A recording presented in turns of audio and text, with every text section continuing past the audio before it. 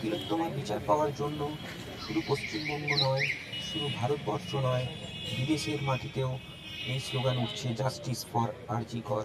তারই প্রতিবাদে 4 সেপ্টেম্বর তমলুকে এক অভিনব মিছিল বের হলো।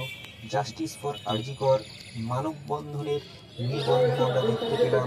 তমলুকে মানিকতলা থেকে হসপিটাল মোড় পর্যন্ত প্রায় 2,500 মানুষের ঝড়। সেখানে একে অপরের সাহায্য নিয়ে সবাই মিলে যোগদান করেছিলেন।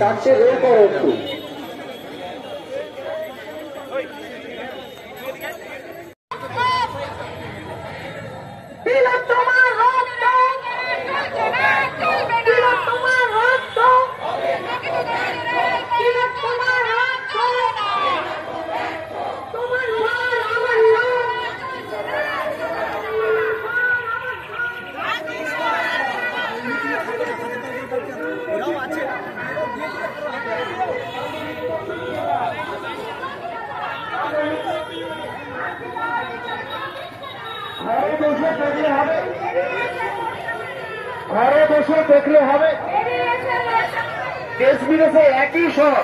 দেশ